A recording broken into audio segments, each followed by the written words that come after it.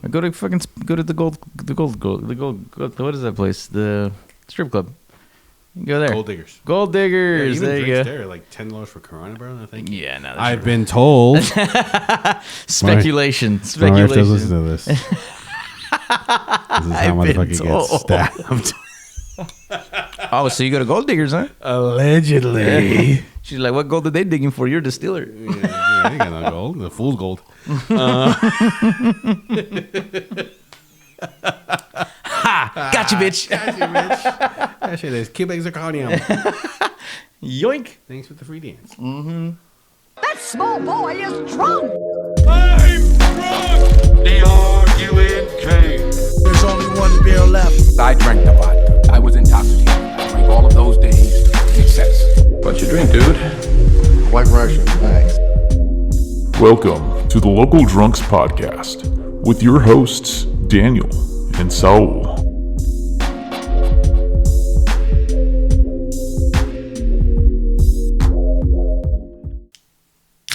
Hello, Merry Christmas, everyone. Everybody, welcome to our Christmas episode. This is Saul. Ching, ching, ching, ching. This is Daniel. And welcome to the Local Drunks Podcast. Let's cheers. Cheers. Oh, yeah. Ooh, googly We're moogly. currently drinking Match Point Brewing Drip Shot, something I talked about in the previous episode. We'll see if that one gets released before this thing comes out. Mm-hmm. I'm a little behind on editing. Sorry, there was a sickness that swept in my house. And disease. Certain rooms were closed off. But tomorrow we should be dropping 2 episodes. Damn, a dual Monday? A dual Monday. If not, it'll be a dual Double Tuesday. Double banger. Or Tuesday. Oh, yeah. But yeah, they do have a tap room in San Pablo connected to 310 Brewing. 310 Eatery. It's right across the street from Club Mallard. Oh, I know the place. And these guys are focused on making beers that focus on Asian flavors. And this is a Vietnamese coffee lager. They have a jasmine rice lager. They also have like a mandarin orange wheat or something like that. This one's pretty good though. What do you think? I like it a lot. Vietnamese coffee. Tasty. Delicious. I like lagers, so Yeah. it has a light, crisp sensation. It's not overwhelming on the palate, but you get a little of that coffee finish. It's nice. There we go. I can drink this all day. You can drink this all day. I have plenty of them. Do you really? Yeah. Match Point? I have a crap. I bought I bought a 4-pack, gave one to my buddy Will, who met us over there. Mhm. My wife's best friend. Other than myself, of course. Yeah. I'm just so happy to be married to my best friend. And but I gave him one. I have like 3 left, so I could always bring more if you want some. Whatever you want to do, brother. I'm not a heavy beer drinker because it makes me feel full in my tummy. Mm-hmm. But a lager, I'll fuck it up. You just said tummy. It's a tummy, yeah. Yeah, let me rub the tummy. Anyway. So, quick news follow rundown us for this week. Oh yeah. Are we gonna do socials? You want to do socials? Oh yeah, so you can find us on Instagram at Local Drunks Pod. You can find us on YouTube at Local Drunks Pod. You can also find us on Patreon at Local Drunks Pod. We might be taking a couple of week hiatus. Mm. During that time, I will be editing all the videos that we have and posting them up on YouTube and Patreon. So if you feel like helping us keep this podcast running, feel free to subscribe to us on Patreon and show us a little love. We have 3 tiers. 3 tiers. Yeah, $1, $5, $10. And Give us your money. each one will has their different benefits. Go check us out on Patreon and see if any of those tickle your fancy. Yeah. If any questions, concerns, comments, google.com. Gmail, I should say. localdrunkspod@gmail.com. Rate us on Apple, rate us on Spotify, wherever you can rate us, wherever you get your daily podcast feeds. Yep. 1 star, 5 stars, 3 hearts, whatever. Well, it's always 3 hearts for you guys. It's always 3 hearts for the listeners. There we go. With that being said, news rundown. All right. Firebrand closing at its Broadway location. We're also going to talk about Montuckey's closure finally. Did you see that post they just posted? That was Jesus savage. Christ. Anyway, and then also Horn Barbecue finds a new home in Lafayette. Oh, yeah. But before that, we're going to talk about what we did this week. What did we do this week? What did you do this week, Daniel? Well, man, I've been prepping. Damn. Daniel. We're getting ready for these holiday travels. So You picked up a shit in the condoms? Though? yeah. Oh no, I don't believe in those anymore, brother. It's called monogamy, my friends. And birth control. And so I've been packing bags, packing cheeks. Got to get ready for this flight to Colorado I'll be taking. Nice. And then after that, we're going back-to-back vacation mode because I will be busy for the next 2 years. So I got to get them in while I can.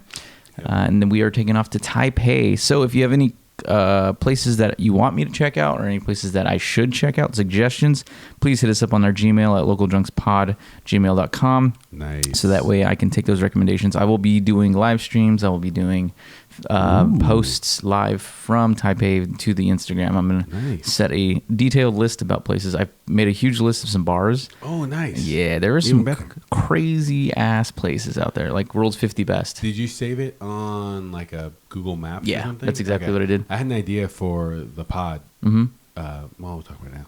Is that we do a Google Maps and we save districts in San Francisco, different districts and stuff. And if people come to visit, and we can share it. Oh, that's a beautiful idea. Yeah, I agree. I believe that we should do that for work too, because we often get a lot of travelers. We should have a good reference list. Yeah. That way we can be like, hey, where are you here staying? you go. Here's a bunch of spots. I did that for James. James was like, hey man, his stepsister lives in Fresno. No way. He's like, oh, hey, I'll be in Fresno this weekend. If you have any spots, I go, oh, dude, go have spots. So I sent him a map, a Google map share with him. Awesome. It has like 26 spots on there. Holy shit. He was like, holy shit. He goes, I got to go to Fresno more. And I go, no, you do not. But while you're in Fresno, these are the spots, like going early. That's the place. One hit. That's the place to go. He was like, oh, damn, thanks, dude. And then I also filled it with spots you could like find rare bottles at. Oh, nice. So that's maybe something that we could do. Did you send him to the Modernist, or not the Modernist? Modernist is one of them. Is it that one? Send him to Ruby Room, Quail State. Send him to, I think it's called, what is it? That was the Ruby Room. Is that one? Oh, I think it's or the Red Room. Red Room. Red Room. Red Room. I think Red Room is a little bit more of like a dive. Is it really? Because that's where the honchos were going. And who knows? Is that? Anyway, if you're going to Fresno or if you're coming to San Francisco, hit us up. I'm gonna start putting these lists together on maps. That's a good idea. localdrunkspod@gmail.com. Send us an email. I'll share them with you. Not as editor, but like if somebody could actually see this thing. A viewer. Will kind of show you exactly what is going on. I don't think it was Red Room. It was. I'll look it up right now because it's in the Fresno places. Fresno places. Give us 1 second. We'll edit this out. Bespoke is the one that they're talking about. Oh, it's so bespoke. Yeah, so bespoke. Hot. It's right next to Modernist. Oh, okay. Did I ever tell you about my experience at the Modernist? No. Since we're here, okay, ladies and gentlemen, we had a great time. So my friend hits me up, hey, let's go to the Modernist. It's like not beer week, but they're doing I think it was the first Friday. Okay. So you know how the whole strip turns into just a art hop essentially. Oh yeah, so first Thursday of the month. Yeah. Oh, first Thursday. Hop. Okay. Yeah, awesome experience. Great. It's good seeing people in the Central Valley having a good time. Yeah. As opposed to every other time. Yeah. And so it was cool, but we go to the fucking Modernist, dude, and Chan has a weed pen. She's hitting the weed pen. She's dabbing on the and we were waiting for our server. She's a fucking gangster. She comes up, bro, and the girl comes and she's ready to take her order with her iPad. And she's, hi everybody, how's everyone? And as she's saying that, there's like a motorcycle group down the street that are just they start revving their motors, dude. And she stops and she literally starts crying. Oh my God. She breaks down, bro. Why? Because she just it was one of those long, you could tell she had a shitty shift because it was packed. It was fucking packed in that place. And we just so happened I think we made a reservation and had a table. And so we were able to sit down. And then you could tell that was her breaking point. Once those motorcycles went off, she just collapsed. She literally like squatted down and just like sobbed. And we were like, damn, girl. We're like, hard shift, huh? And she was just like, you guys have no idea. Because people are assholes. They are terrible, especially in the Central worst. Valley, bro. They don't know how to order things. They're like, make it strong. They're like, so Yeah. double? No, I don't want to pay more. I just want you to make it want more stronger. booze. And I'm like, yeah, that's not how it works. So she's breaking down, and then we all I was just like, hey, take a hit of this pin. And she's like, are you serious? And I was like, it'll make you feel a lot better. Trust me. Get a little dose of fuck it in you. So she rips the pin. She's like, okay, yeah, that did help a little bit. And then we were just like, look, man, we get it. Mm-hmm. Don't feel bad. This is what we want. Take your time. We'll be here just smoking weed. And she was just like, okay, thanks for being cool, guys. And I was like, hey, don't worry about it, bro. Like, I hope you have a better night. Yeah, seriously, dude. No, sometimes, I tipped her fat too, because I get it, man. Yeah, dude. I get it. And that's the thing too is with Fresno. Sorry, John. Sorry, With John. Fresno, they just want. We're a farming and trucking community. Yes. So it's like we're used to $13 steak and eggs. $13 steak and extra eggs, steak, shot in a beer. shot in a beer. $6 shot in the beers. Mm-hmm. So you go through and you're charging like $14 for a cocktail. For a People are cocktail, like, right. Oh, I want it extra strong. You're like, cool. So you want a double, like you said? Right. No, I don't want to just pay make for it. I just want to be strong. drunk. And it's like, well, you have the wrong establishment. There's the Brig. There's a ton of different Million other dive places. bars, Million other places you can go to. that you can easily go to, and you're just like, oh, yeah, give me a beer and a shot, and they give you a double shot and a beer, and it's $7. And there's you're nothing just wrong like, with cool. that. There's nothing wrong with that. Yeah, I was like, hey, give me AMF, and the AMF's like, Oh, $9 God, dude. or something, or Long Island Iced $9, and you're just like, cool, man, let me do that, and you're just like, if you want to get hammered, then go to those places. Yeah, go to those Go to the establishments. Yules, go to your Briggs, go to your whatever. Mm-hmm.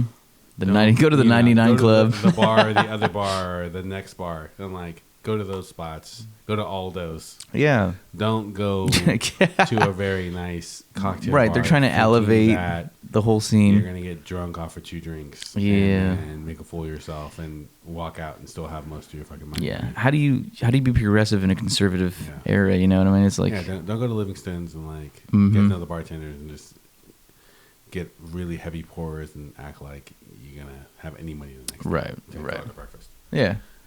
Go to the gold. What is that place? The strip club. You go there. Gold diggers. Gold diggers. Yeah, there even you drinks go. there are like $10 for Corona, bro. I think. Yeah, no, that's I've been told. speculation. My wife does listen Speculation. to this. This is how I've been motherfucker gets told. stabbed. Oh, so you go to gold diggers, huh? Allegedly. She's like, what gold are they digging for? You're a distiller. Yeah, you got no gold. The fool's gold. Ha! Gotcha, bitch. That shit is Cubic zirconium. Yoink. Thanks for the free dance. Oh, man, I got to show you a photo of that, actually. Even with that joke, I'm still going to get fucking stabbed. No, folks, we're taking a hiatus because I'll be in the hospital. Yeah, hell yeah. Sorry, it's be in the hospital. What happened? She listened to episode 20. Bro, we're on episode 20. Yes, dude, we're Christmas doing episode? it. We're going to have a backlog. What a special time. Thanks for our Sometimes you 5 have to pay followers. extra for a backlog. Not Okay. here. Depending on where you're We're at. willing to give it to you for free. That's the guy who's been to Thailand. Anyway. So other than Taipei, where are you also going? Then we're going to go to Kuala Lumpur, Malaysia. Damn. Yeah. We're going to be hopping around. That's a long way to go for ladyboys. We have Ladyboys at home, 15th Street. Yeah, exactly. Yeah, you've been international. I have. All over. Tell you what, brother. Tell you what. And so, yeah, over there we're gonna find mostly just night markets, do things like that. Nice. Eat heavy, eat good. And I'm excited about Taipei because I was looking at some food. There's like everything, like it's because it's like sits between Japan and everywhere, Philippines, things like that. So there's like all these different cultures that come together. Super cool. So I'm looking at yakitori. I'm looking at all kinds of shit. It's gonna be fantastic. Yeah, do live faking things, record, Yeah, I'm take gonna go. pictures. I'm gonna bring my Micro crazy. Four Thirds, my tiny camera with a great sensor, Nice. and You gotta bring the one with a big light, the big one with the light fucking leak or whatever it is. oh no, that dude trying to hold that one. That one's in the shop right now. Actually, I'm getting that fixed. I'm trying to find this You image. get cars in the shop to fix them. You don't get cameras. in the shop No, to you fix got, them. dude. Manual cameras are so specialized at this point. There's only like a few people that know how to work on certain models. Oh yeah. Yeah, it's like people that are like Canon certified and shit like that. Oh damn. Yeah, this one's a Pentax Asahi. Even sexier. I'm trying to find this fucking photo, dude. This thing is fucking hilarious. That's funny. So, That's cool. That sounds like a good trip, man. I'm looking forward to it. So yeah, if you have any I'm looking forward to suggestions, anything like that, send them over to me. I am more than willing to check them out and explore them. Anything else you've been up to this weekend? If not, then don't worry about it. I mean, I went to Rasa Cafe. Oh, nice. How's he doing over there? My coffee. Honestly, he's not doing that great. Oh, no. He actually put out a GoFundMe to help him pay some of the bills. There's been some burglaries and things like that. He didn't move into the best spot. Let's just say that. Dude, that street's a little sketch. It's hard, dude. It's hard. It's one-way street. It's super small. It's right in front of the Tribune. Yeah. And you would think, like, of course, pre-pandemic, fantastic area. Yeah. There was a good restaurant there for a while, but now it's just one of those black hole spaces where people just rotate in and out. It's because you're, like, sitting in between this place where you used to get a lot of foot traffic. Now you don't get as much. Mm-hmm. And so it's damn near impossible to keep it consistent. Damn, it sucks. Yeah. And so, like... Good coffee, too. Yeah, great coffee. Oh, I got you a bag, actually, for Christmas. Oh. Yeah. I actually got you. I'm actually waiting for your thing to come in. Oh, shoot. Look at us. We're trading presents, bro. Look at that. Ching, ding. Mm-hmm. Wow. God bless us, everyone. Holy moly. So, other than that... it's more for Shan than you, though. The rubber and cock ring, but whatever. Ooh. I got them 3 sizes. Ooh. Small, extra small, and... Are you serious? No, Say what? We don't make them that small, sir. We gotta just smelt this thing. I lost it. It fell off. Oh my goodness! It's in your butthole. It's weird. Oh no! You ever seen a double O shot needle? But no, it's kind of like a butterfly needle, just smaller. We both went to. We both had our own experiences on our own at Tallboy. We did. Tallboy. Tell me about yours. I had a great time. It was fucking packed, dude. I mean, what was it? Busy. Saturday night. Mm-hmm. We leave Nikki's. Mike, happy birthday, Mike.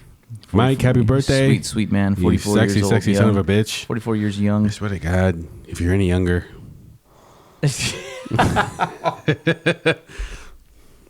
Yes, we're listening. Yeah. Actually, if you're any older. Yeah, exactly. So we leave there. We go be all about it. We didn't have a reservation or anything. There you go. Very limber. I got a rocket for you, man. Right. Rocket man. Have you ever heard of something called Kegels? Anyway. Oh, yes. Yes. Yes, Keep that floor strong. Keep that floor strong. So we go there. It's jam-packed. It is fucking stuffed. Like, we couldn't even hear each other talk. Oh, I bet. But luckily, we found a little room that was reserved, and nobody wanted to sit there because they thought it was reserved. Oh, it's the back right? Yeah, back. Oh, yeah. And so we walked in there, and we were able to sit down because the table wasn't until 10. It was like 8, so we'd be long gone before then. There's free popcorn in the back. Yeah. Fucking Spencer dumped salt on that shit. I was like, ugh.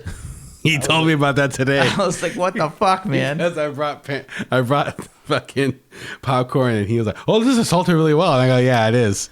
I did work in food for a long time. And he was like, yeah, I dumped supposedly it was half salt, half popcorn, according to Daniel. And I'm like, so it was too much salt then? Were you half horse? When they finished the popcorn, I had 2 pieces. I was like, what the fuck are you doing? He showed me the bottom, and it was just like sand on the bottom of it. He was just shaking it, and he was like, it's salt. And I was like, God damn it, dude. Yeah, it was a lot. Yeah. But we walked up. We were kind of in the way because we were standing like next to the water station. It's like in between the entrance for the well. For the whole U-bar. Beautiful shaped bar also, by the way. And I like the system of having like 5 different bartenders. Just kind of like, what do you need? What do you want? What do you need? What do you want? And they hustle really hard. Yeah. And they all look so fucking cool. Yeah. They all look so fucking cool. Yeah, some dude with curly cool. hair and a hat. And I was like, damn, bro, you like straight out the 90s, dog. All this fucking alt people with all this cool little line and triangle tattoos. I was like, oh shit, they would kick me out of their party for sure. Yeah. And so we get our drinks. Luckily, like, we didn't have to wait long. Yeah. Like, they busted ass. We got our order in for like 4 or 5 people. I got the pretty something. I forgot what it was called. I'd have to look it up. Basically, similar specs to a paper plane. Okay. Let me just Google this real quick. Maybe you can cut this part out. Oh, we will leave it in. Leave We're all about the long, It's all about the soak. lustful pauses. Yeah. We want to hear it. We want to hear the squish. So Spencer got the. He got the. I just registered that. Spencer got the Tall Boy Martini. They use nice. was it a Manzanita sherry? Kind of course. very, very dry. Almost chemically with the Manzanita. Nice. Which was fine. It was fine. I like a good martini. I had, however, the Pretty Privilege, which is bourbon, Aperol, Oloroso, sherry, strawberry, rhubarb, and lemon. Fantastic cocktail. Loved it. Oh, nice. Chan had the, what's it called? The Big League Chew NA cocktail. It was actually pretty good. It tasted like a ginger lime. Oh. It was very nice. And then Alini had the slushy machine espresso martini. Of course she did. Yeah, super sugary, but I mean the cocktail itself is balanced. But they put like shaved coffee bean and whipped cream on top. Yeah. It is like a hood rat's wet dream. It is a fantastic cocktail. Apparently he loves it so much. I get it. You didn't tell me. So if you have friends coming up from the Central Valley and you want to show them a good time at Tall Boy, get them the espresso martini slushy. Yep. Perfect for that. Well, after Eric went and he was like, "Oh, it was good." He goes, "But they have a rosé slushy," and he's like, "I'm a slut. I'm a whore for slushies." I didn't know they had rosé. Yeah, I don't know if they. I think they changed the slushies out, but back when he went during summer, they had a rosé slushy. A good slush, bro. And Has he been to then- the Morris? I don't know. We got to take You this have to talk to motherfucker to the Morris for their chartreuse slushy. Ooh, Fucking amazing. Interesting. Yeah. Yeah, Nikki went and she was like, I expected more. And in all honesty, they sell themselves off as a high dive, as like a dive bar, just like an upper echelon. They aren't. They're a cocktail bar. It's a cocktail bar. They're a cocktail bar. They're kind of a hip, vibing bar. Bro. It's funny too because I was hanging out with. So we were at Konam, and then my buddy Konam? Orion. Konam is on 40th and Telegraph. It's like a Vietnamese spot. Vietnamese, ooh. And it's delicious. I'll talk about it in a second. And I hit my buddy up, Orion, and I'm like, hey, I hit him up and I was like, hey, I'm getting heading to Little Bird. Didn't respond. I go, hey, I'm heading to Konam. He goes, oh, fuck, I'm up at Tall Boy. I go, cool, hit me up when you're done. And he hits me up. He goes, hey, we're getting done.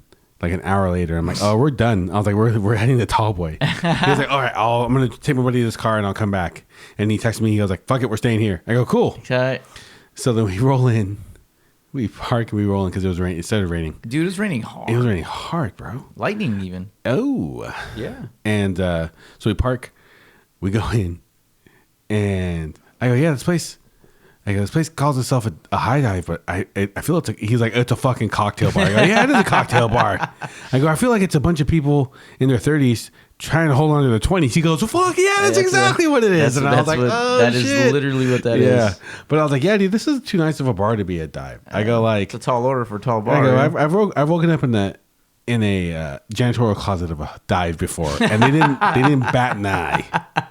If you haven't woken up in a janitorial closet in a dive, what are you doing with your life? Are you actually living? Are you having a good time? Yeah, and I go, if I woke up in the janitor closet, they'd probably kick me out and ban me forever. Oh, absolutely. Absolutely. Hands So, down. so yes, fucking Hands Christ. down. You do it at Merchants, they'll be like, "Yeah, you idiot, come over here and get a Yeah, shot." Jesus Christ, are you good? All right, fucking, I don't give a fuck. If I can take a shot, I'll fucking go. But yeah, no, it made me laugh. I was just like, oh yeah, I guess I don't know why these guys, and of course like the Chronicle and the Eater and like Yeah, very. whatever fed into that. And like, oh, it's a high dive. I'm like, no, That's a cocktail bar. it's a cocktail bar. Like there's not some like every high Missouri Lounge now would be a high dive. Oh, I can understand because it's pretty, but it's also divey. Yes, You know what I mean? especially the crowd. Yeah, the crowd for And- sure.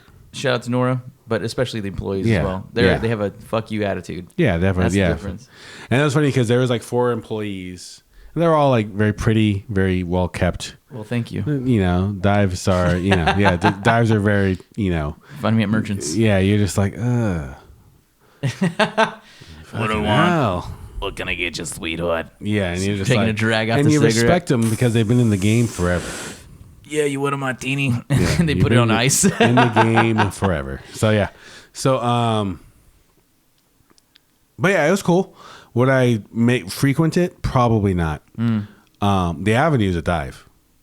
Avenue's the street. 1000% a dive. Yeah. So like, and Like this is 10 steps away from that. Right. So not just That's a low geographically, dive. but also like just metaphorically. And but yeah, no. Tall Boy's cool. Yeah, I like Cool it. spot. A good Yeah, spot. very cool. Like go with a group of friends, chat. It was a DJ night, so it definitely had a very I saw that. heavy He was in there club gigging. vibe. Dude, it's funny because Orion and his buddy were sitting there, and we had 2 other bar stools. I had to steal a bar stool from the bar. Uh-huh. And then the DJ comes and grabs our small, not even talking to Orion, just grabs our small bar stool and walks over to his buddy's table. And Orion and his buddy both stand up. And these 2 dudes who are just like ex-gymnasts, like, Damn. you know, like Scottish for U.S. gymnastics. Fuck and whatever. you, And they walk DJ. over, like, hey, bro, that my buddy's sitting there. And they're like, oh, he's like, oh, shit, okay. And like, Damn, he didn't have. He had the audacity not to ask. Not if to someone ask, he just grabbed in one it. of the busiest bars in Yeah. Oakland. So they grabbed it, put it back down. That was a dickhead move. But yeah, shout out to Orion. He's in a pretty his band's on the way up, so that's pretty good. Oh, that's cool. So hopefully in the next couple of months you Maybe will be he'll hearing be, about them. playing at the Tall Boy. Huh? Oh, There you go. probably way bigger. DJ night. They're selling out like 5,000. Like, Really? 5,000 like theaters and shit. So like 5,000 people theaters and shit. Oh, excuse me. Yeah, all across the US. What kind of music? Ska. Bedroom pop. I What guess does that mean? It's like breathy female vocals with Okay. like kind of like a soft shoegaze-ish Okay. type of Okay. vibe. Think like Maria's Okay. or like Tokyo Tea Room. Okay. Think that. Okay. Anyway, yeah. So That sounds nice. He's actually probably gonna move into LA pretty soon, so we could R.I.P. record another It was thing. nice to meet you. You know, Ryan, you're a good guy. I miss you, man. That being said, so Rasa, if you're in the area, go through, through, help 'em out, yep. help him out, buy some bags of beans. Get some of those bean juice. It's hard being in that area on 13th Street and Broadway. It's hard in being in Oakland, period. If you didn't notice, our first 2 was about closing locations. Yeah, seriously. We're going through it Yeah, as a town. yeah. Seriously. Show some love to all and your this people. and this town isn't super business friendly in general. Yeah, no. As Kontiki guy said. Yeah. but yeah. So I was actually in Rasa's area today, at Little Bird. Oh. That's dive. Yes, that's very nice. For sure. It was formerly known as the Radio Bar, Yeah, which Radio was Bar. the diviest of it, owned by the East Bay Rats, Motorcycle Crew, and then what else did they own? The Ruby Room. Ruby Room, Yeah, we used to smoke cigarettes up there, up in there. We get pissed drunk, get off work, Oh, that's what I'm talking about. straight off the line, straight into the Ruby Room, or straight into not to the Ruby Room, but I'm like, oh, Kentucky, dude. Montuckey, bro. Where you at? Yeah, brother. Go, brother. One of my favorite beers, easy to drink, Montuckey. Montex. It's got the white pony like Deftones. Just a boy from Montuckey. There we go. We are for sale, Montuckey Cold Snacks. And Deftones. And also Sapporo. And also Matchpoint. And also Little Bird. Cheers to you, Chico Chino. There we go. There we go. Boom. Ooh, damn, that is a cold snack. They call me the flaccid snack. Anyway. Ooh, yeah. So, Little Bird, definitely a dive for sure. How are the cocktails? They were fine. I don't. I saw the top shelf. So the owner, I saw the the owner picture. of Acme opened it, and I've never been a big fan of Acme's cocktails in general. I think we talked about this before, not on the podcast, but just In personally.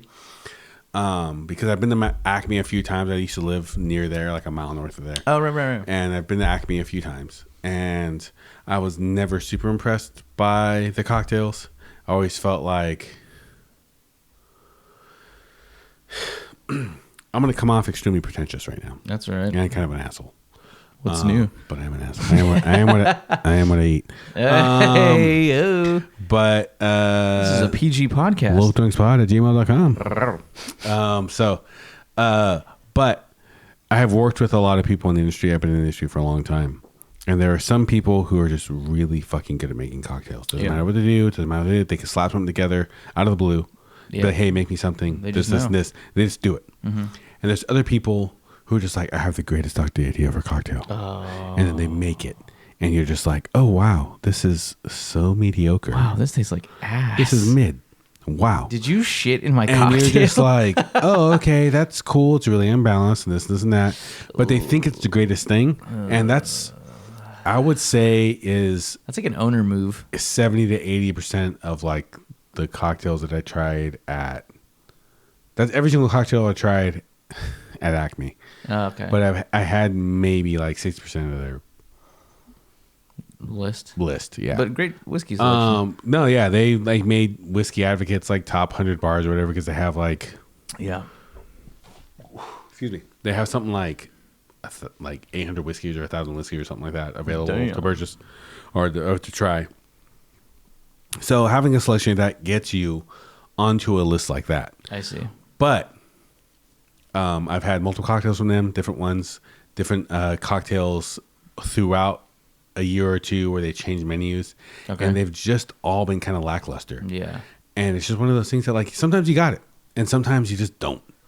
And I've been in situations to where I was the only bartender that really was innovative and trying to do things. Not saying that I'm a great bartender in general. I do the work. I do a lot of tastings. I do a lot of experimentation. Mm-hmm. And sometimes, I make shit that doesn't taste great. Mm-hmm. That shit doesn't make the menu though. Right.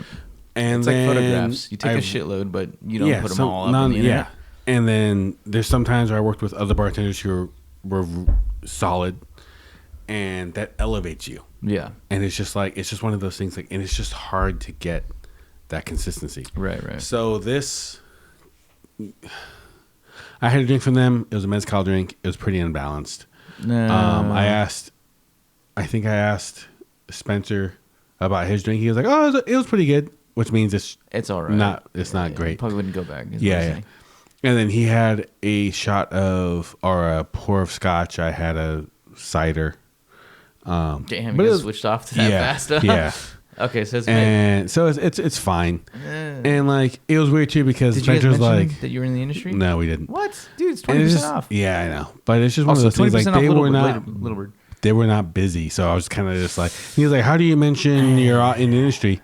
And I was like, "Well, when you get the bill, you just tell them, hey, like, just let you know, like when you ask for the bill, like, hey, this let you know, like I work at everything." I forgot to give you the flyer. There's a and flyer. he was just like, "Oh, okay," but I don't think he mentioned it. And then I was like, "Yeah," I go, I'd be kind of remiss just because they are so slow right now. It's like 20% is how many people were in there? Like 7. I feel like that's a hard concept. 7 or 9. I feel like dive bar was appropriate for that area. 7 trying to turn it up. to 9 people were in there. Fuck. No more than 12. So this dude walked in, and he works at the restaurant in the corner that just opened up. Chipotle? And I was like, no, the other side. And then next to Ross's bar, the fucking I forget what it's called. I think it's Boca Nova. Yeah. Across the street. No, not Boca Nova. No, it's God dang it! Because it goes like 13th Street, Chipotle's right here. The old Burger King, it was at the very corner.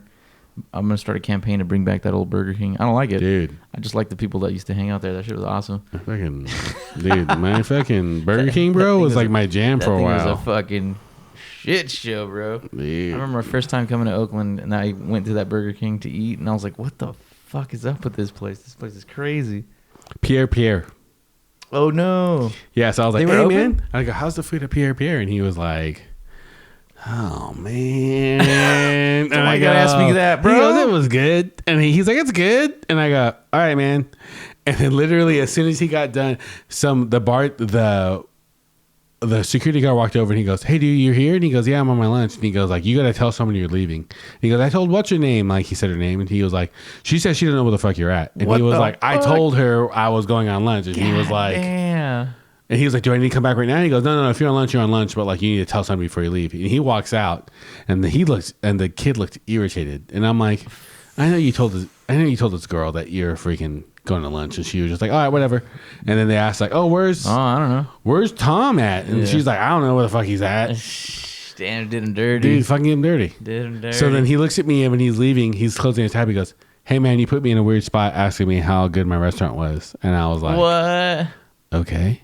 And I go, "So you're gonna be honest or what?" And he was like, "Yeah, it's just okay. I wouldn't eat there if I had a choice." And I go, "Bro, you don't need to be on. You don't need to apologize because I walked by and saw the chefs in there. I know that place probably tastes like shit." And he goes like, "Yeah, it's not super great."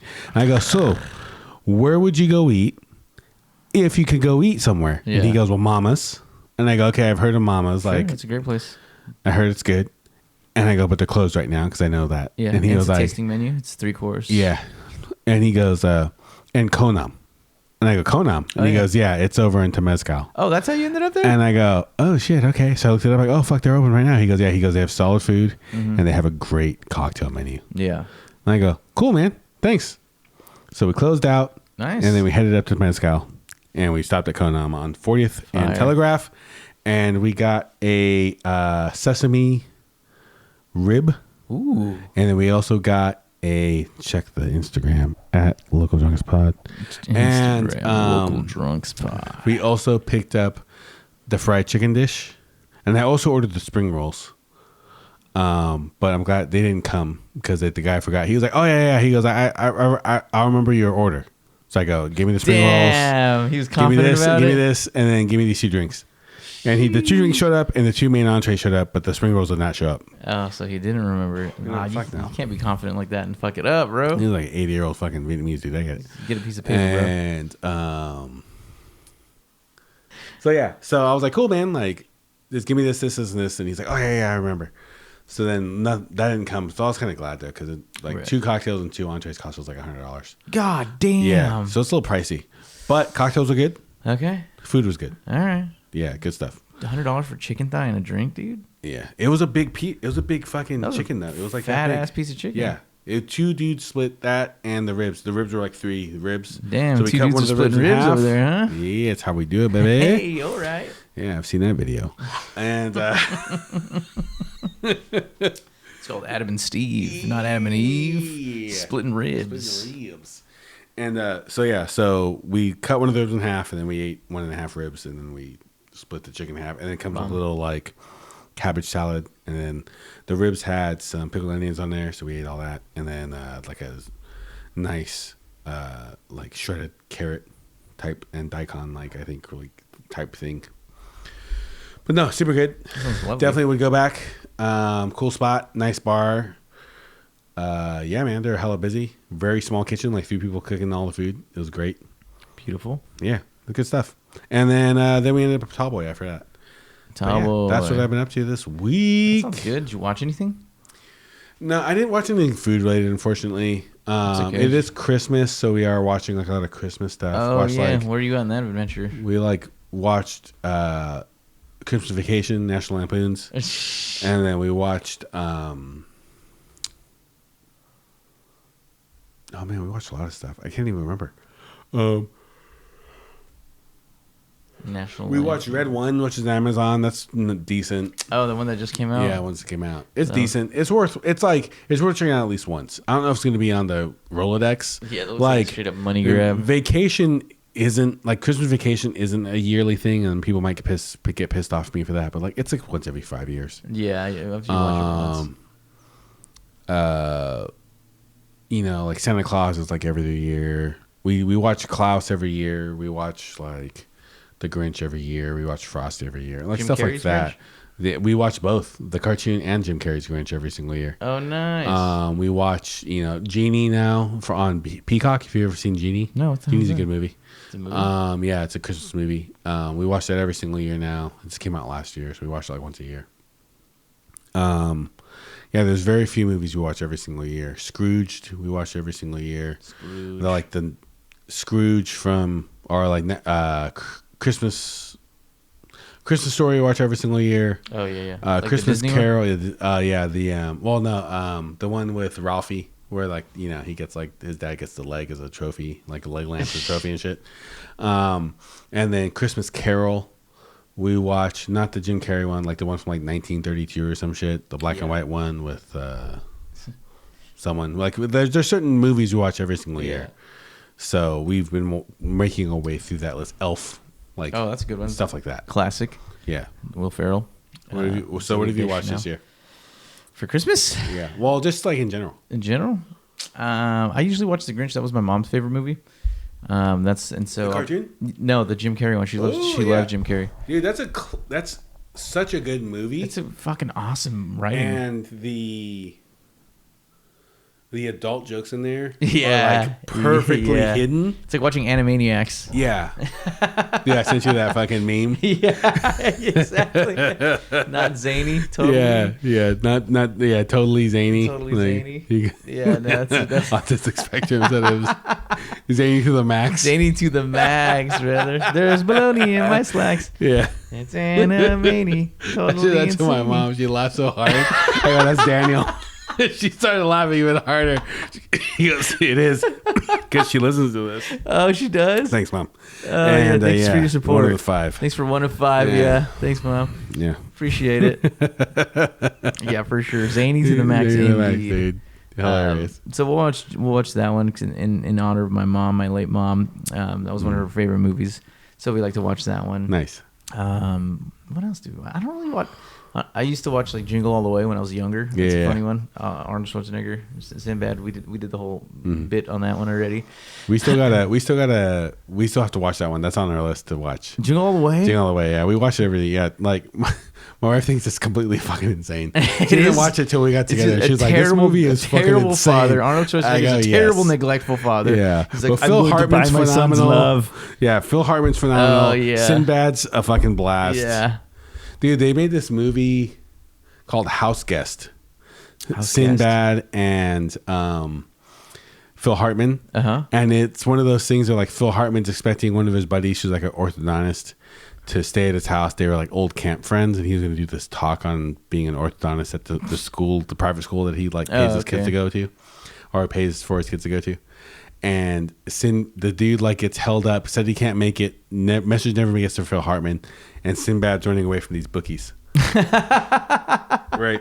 And he ends up finding this dude, and he's like, "Oh, I'm him." And he hasn't seen this guy since he was like 12, so he doesn't know what he looks like. Oh, shit. And he's like, "Oh, yeah, blah, blah, blah." And they just have this fucking crazy ass adventure together. Damn. And it's just wild as fuck. That sounds awesome. And, it's a good time. Anyway, Phil you Hartman. check it out.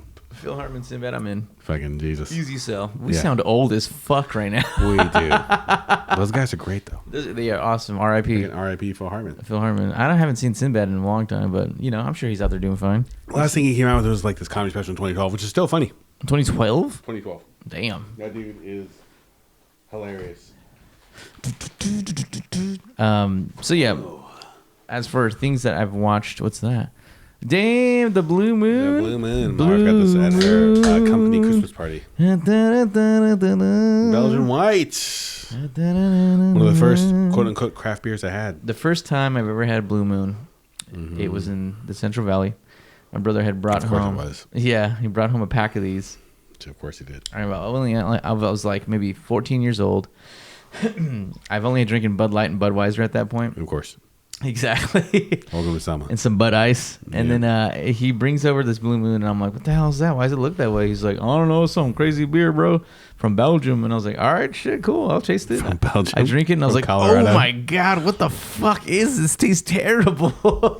And he goes, no, you got to put orange in it. And I was like, what? How did you know this? We drink it, and I put the orange, and I was like, oh, it kind of does work. Yeah. Opened my eyes up to Belgian ales. Yeah. Actually, I should say, opened my eyes up to anything that was not Bud Light or Anheuser-Busch owned. Phenomenal. Ooh, that's flavor. Puro sabor right there, my friend.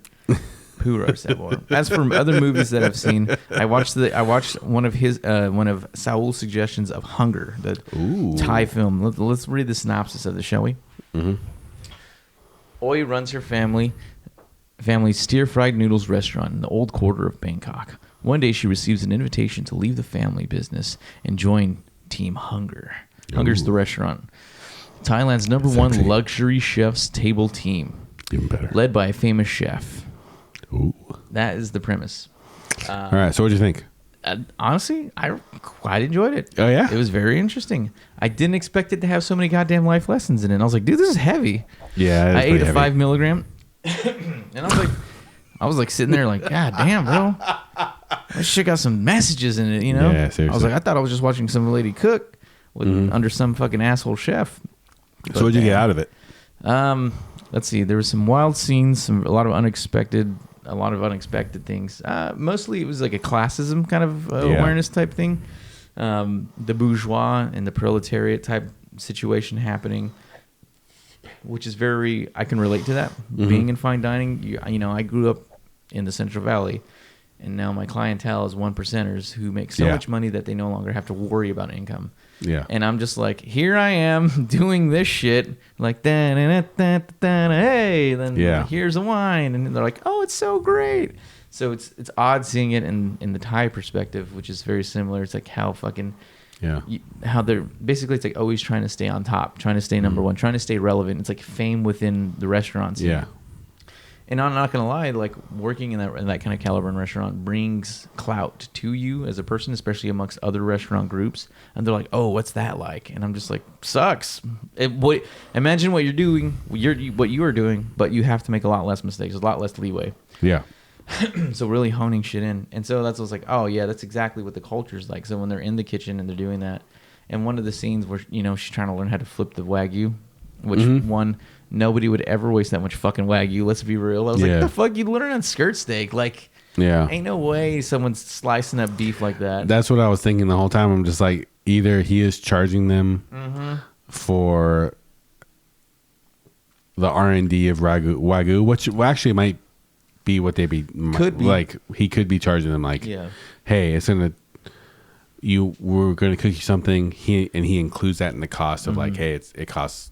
Right, like it's really $1 million baht to fucking get me, which is like $7. So like, hey, it's just like, dude, my fucking buddy. Little side note: my buddy went to Thailand. It was a study abroad thing, and he goes and he takes business. Turns out she was a lady boy. School. Yeah, he takes business school. He studied the wrong anatomy. And he goes in. He was like, "There's only women in business school. All the men do engineering." And he goes, I go to there, and it's just only women. And he goes, like, it was fucking wild. He was talking about all this huge divide. He ends up meeting, like, the only son of, like, the Mercedes-Benz dealer in, like, in Thailand. Oh, damn. And he's in business school as well. And they, like, hit it off. And he goes, like, he shows up to his house, and he's, like, hanging out. And he was like, oh, you hungry? And my buddy Sean's like, yeah, sure. He goes, cool. I'll get bring him some fruit. They brought him some fruit, and he was like, peel it. And like 2 people came out of nowhere and just started peeling this fruit for them. And then like slicing it up and like putting it on a plate and putting it to him. And he was just like feeding himself. And like, that's wild. He's like, you want anything else? Sean's like, no, I'm good, bro. It's super fucking weird. But he was saying that he was riding around in a moped one day, and he fucking lost control and slammed into someone's fucking storefront. Oh, shit. Just goes right into the door. Hits, fucking everything falls over. Damn. And the guy's yelling, screaming at Sean and this and that. And Sean has his helmet on. He's like, oh my God, so fucking sorry. He pulls the $20 bill out. He hands it to the guy, and the guy's like, he just stops yelling. He puts it in his pocket. He like picks up Sean's moped, pulls it out, starts it for him, has Sean get on it, and he like thanks him, and he takes off. So he tells his buddy, buddy, that'll cover it. Hey dude, like, yeah, like I crashed into this guy's thing and gave him $20 American. He goes, you gave him $20 American? Like, that's more than that guy makes in like a year. And he was like, what the fuck? Yeah. This was like 2000 and not much has changed, man. 12 or 2010. Yeah, it's still pretty fucked over there. It's when you travel abroad, you realize what 2005, the levels of poverty in which you can get. And there's a lot of labor out there, so you can literally hire anybody to do anything. Yeah. And so that's when I was like, fuck. Yeah. Which I think was this movie really focuses on that divide. Yeah, exactly. There's a lot of messages in this movie. I feel like the main message of foodies are kind of ruining food, but also like they just because they really don't understand exactly what they're doing or what they're getting into, because none of them are trained, and they just see these catchphrases or see these words or they watch these TV shows and they really want it. Wagyu beef. Yeah. And they're kind of ruining food in general. I think that was better conveyed in the menu. But that being said, this movie does really focus on that. Like, what exactly is food? Right. Why do you eat? Right. Why are you eating? Like, why are you cooking it and why are you eating it? And like I said in the previous episode, when I kind of chatted about it, was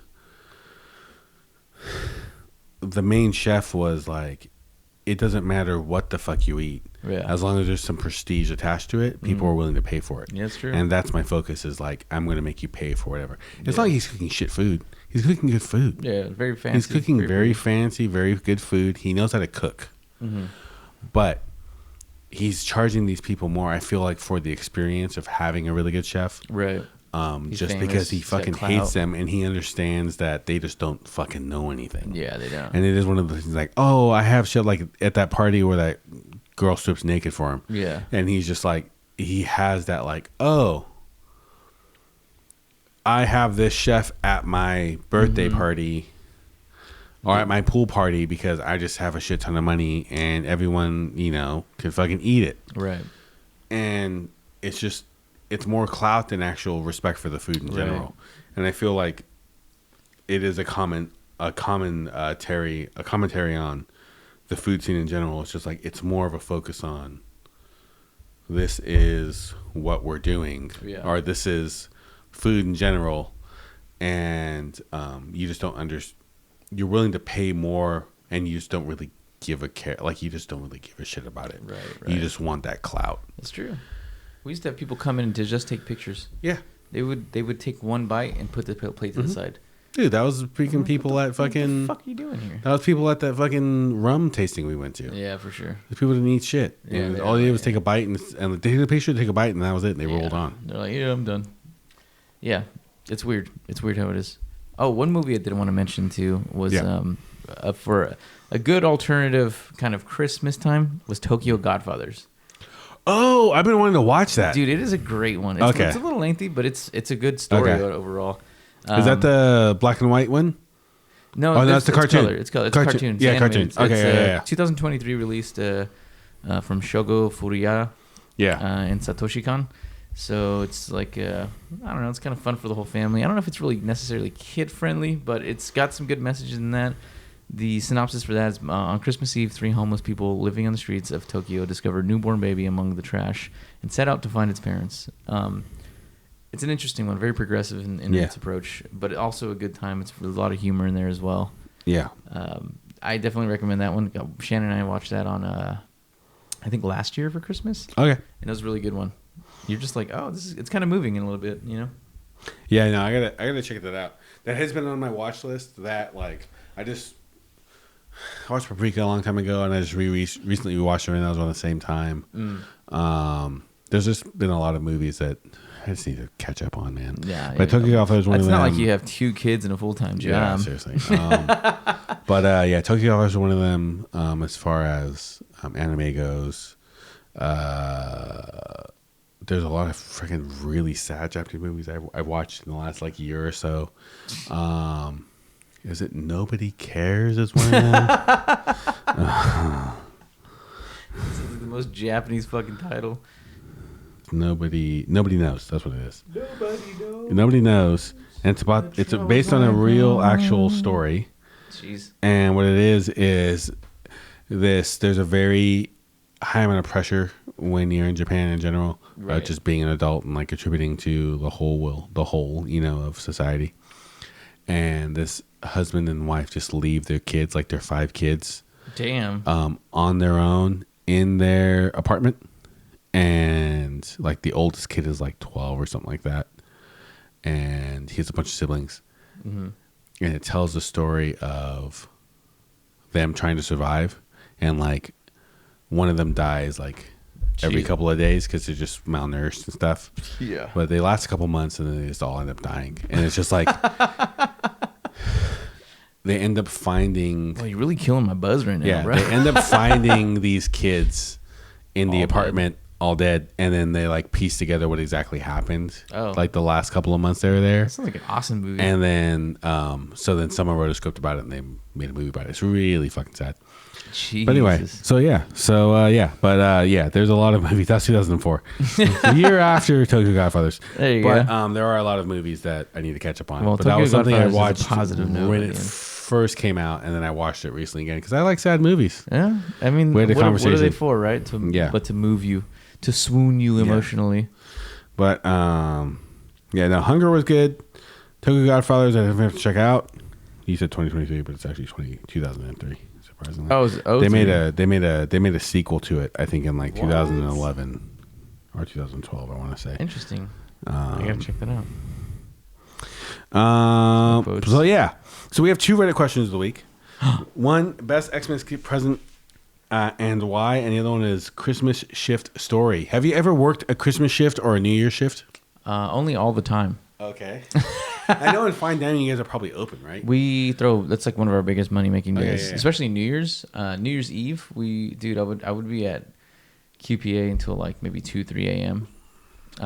And we would have New Year's Eve party. We have regulars come in, and we'd pop bottles of champagne. I would end up pissed drunk at the end of every night. Of course. It's another reason they stay for 3 years, because you were drinking That's just you in general. very all the time. expensive champagne and just filling up our glass because we're working late. Yeah. And they don't care. As long, if you're good at your job, you get respect. So Yeah. you're able to just do what you want. And Quick side note, I think the only reason why I wouldn't do well in like a 3-star Michelin thing is because I sweat so much. That's the only reason why I never like applied at like a Michelin star spot, because I just sweat so goddamn much. Well, the good news is usually it's pretty intimate. Like it's kind of dark. Yeah. So as long as you're just dabbing around every corner. Oh yeah. Because you're wearing a suit too, so yeah, you would be I'd drenched. be drenched, bro. You see me? I wear a shirt and I'm drenched. I'm just walking. It is like negative 10 degrees in the fucking distillery, and you're I'm fucking drenched. drenched, bro. I'm the only guy in a shirt, and people be like, "Were you crazy?" I'm like, "I'm still sweating." Hey, fuck you guys. Fair enough, but I think you do great in the environment, honestly. Yeah. You'd be great. Yeah, I'm really good at hand jobs. Anyway, Hey, that's all it takes in those environments. Old stranger. But I remember It's because I never break eye contact. Keep going. And one of my favorite times was in New Year's Eve. We were doing a Sabre. Not as bad as the French Laundry video that you probably saw of the fucking what was that? I forgot the size of that fucking bottle. I forgot which one it was. It was a Balthazar, wasn't it? It wasn't a Magnum. It was the one bigger. That was about it was a Balthazar sized fucking bottle of Billicard, I think it was. And I'm surprised that they let him hit it that many times at that angle that he was hitting it at. Anyway, it explains every single sexual encounter he's ever had. Keep going. Making that Billicard bust. Hitting it at every angle we can until it breaks. Lord have mercy. And one of my friends took a bottle of I forgot what it was. I think it was not Krug, but anyway, it doesn't matter. Bollinger, I don't know. She's taking. We have a Sabre. We had a Sabre nice. at the stand.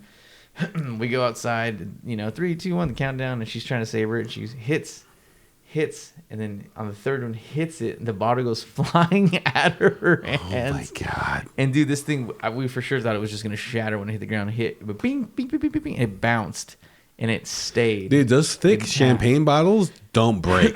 Dude, it was they solid. Don't break. I was like, ooh, that is some beautiful structure of those bad boys. Yeah, they don't break, bro. And then picked it up again, and then finally my friend came and interfered, the sommelier. And then fucking Sabre that bad boy. It's all about the angle. It's all about the angle, dude. And that's, you got to follow through. You got to follow through too. Angle and follow through. It's like golfing. It's like boxing. It's like kicking. Yeah, you got to follow. You can't just like through. stop halfway. You got to like hit it and act like you're gonna. I'm 10 years deep, and I still pull back on my punches sometimes. Like, it's one of those things. You just get nervous. You just get nervous. Yeah, when I first started sabering champagne or just sparkling bottles in general, so $200. The first couple, like, I just didn't break properly, and then it just like it took the top off. One I hit, and it took the top off, and I cut half the cork, and it didn't even pop. What the fuck? And I was like, what the hell? And then I hit it again, and the cork fell out, and there was nothing. And I'm like, it's a dud, bro. And people were like, boo! And I'm like, fuck you guys. You get up here. I wish I could have seen your sweat at that point. Yeah, dude. That's the reason why. The sweat hit the fucking bottle, and that was it. So then after that, I was just like, fuck it. So then I just go for it. And then after that, it was just like, this fucking explodes all over everyone. You get like 2 glasses out of it, maybe a glass and a half. Yeah. And full then of glass. that's it. Yes. And then, but no, that's cool, man. I think.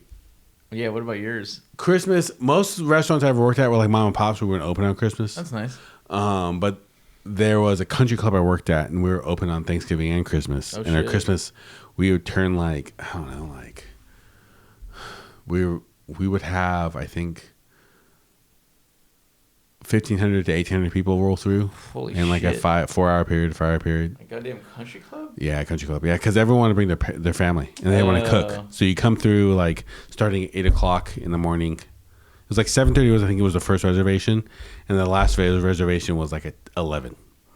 And you had like an hour, and we took so many reservations like every 30 minutes or whatever. We constantly were flipping, and it was very stressful. That sounds like a lot. Yeah, it was a buffet, Christmas buffet. Christmas buffet. Did you guys serve Christmas goose? We no, we didn't, thank God. And then like bacon, like you have just all fucking classic buffet food. And then it's super cheap. That's the thing is like these places, the fucking food is so goddamn cheap, fine dude. dining, darling. Yeah, dude. How was and your then they Christmas would goose? take all of us. They would bring all of us to the back, and they bring all the food they didn't sell, and they'd be like, "All right, fucking build yourself a plate." They put it in a trough. And like after, all like right, pigs. all right, you fucking slaves, fucking go ahead.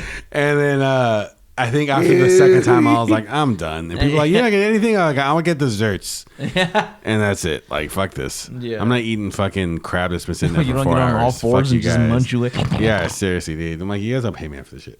But I remember one year, I think I was off Thanksgiving because the GM was like, you have a family, we'll give you off Thanksgiving. We might give you off Christmas. I ended up working Christmas, I think. Oh, yeah, Thanksgiving.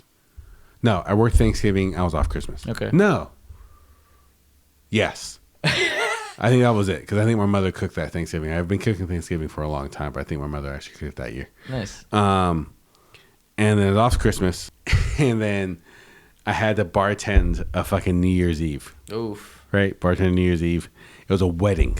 Oof. Fucking wedding, New Year's Eve. A New Year's Eve wedding. And they had a $10,000 bar bill. They had it $10,000. Holy shit. So I'm sitting there, and there's this dude, and it was funny because this guy named Jordan, he was my wife's ex-roommate. She lived with like 3 managers at this one restaurant. Oh, shit.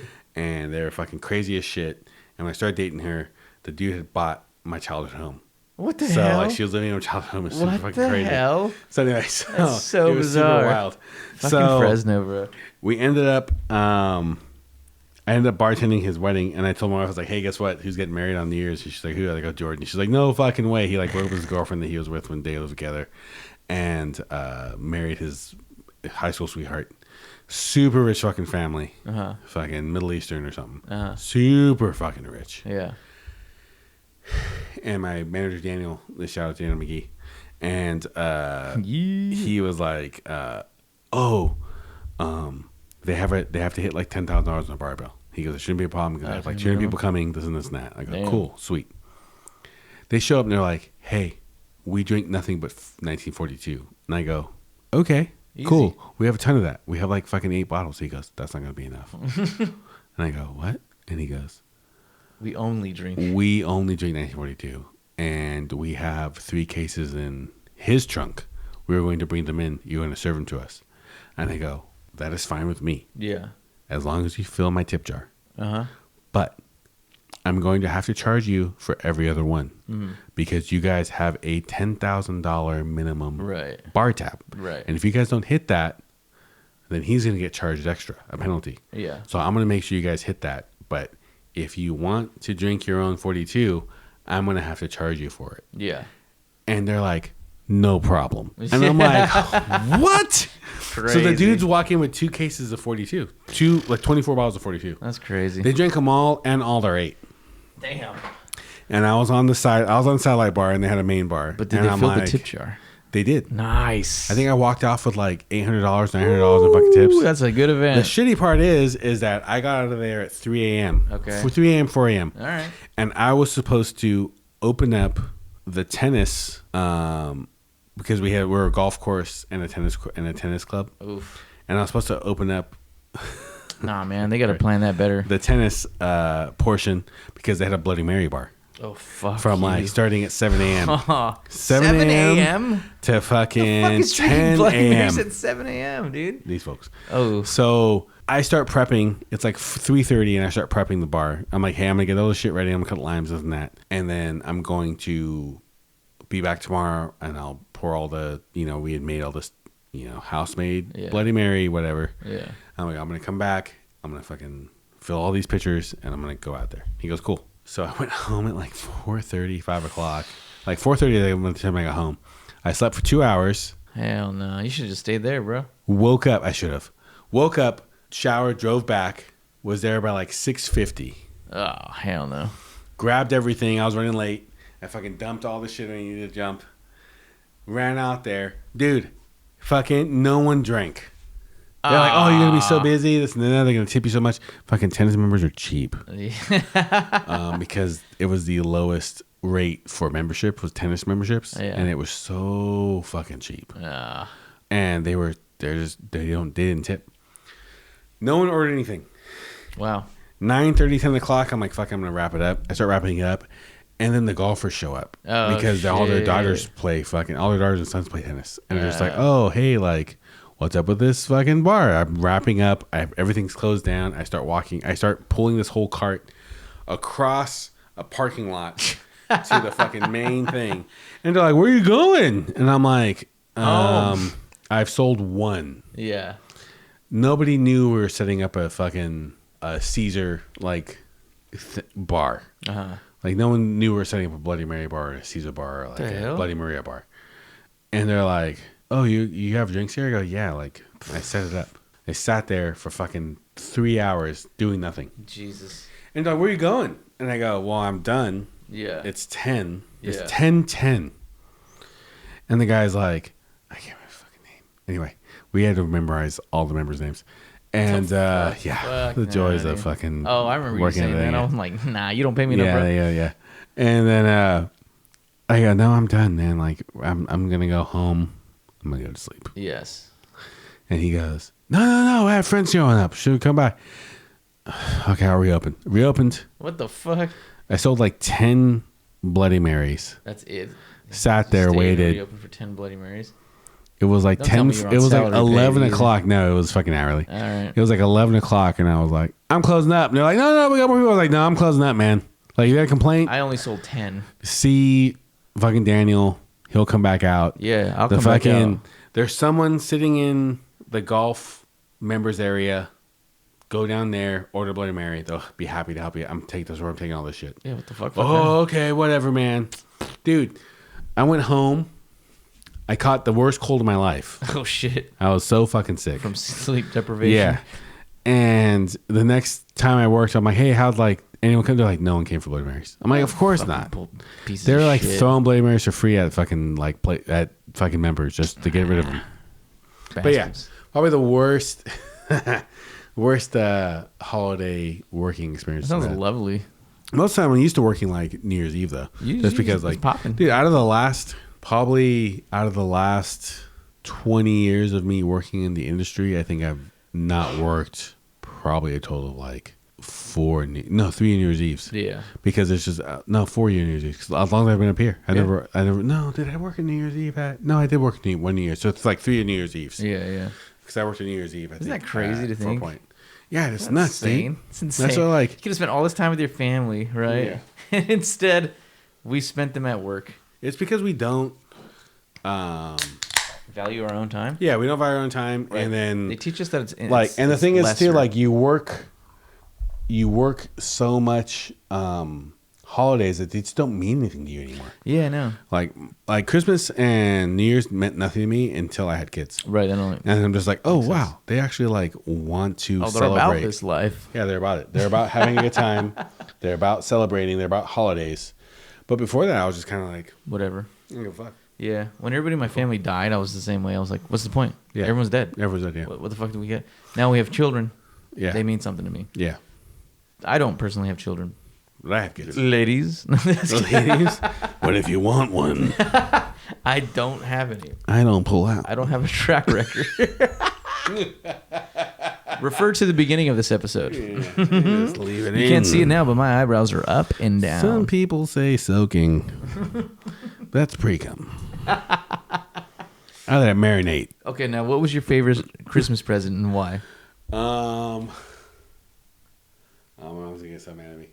My favorite Christmas present was a Nintendo 64.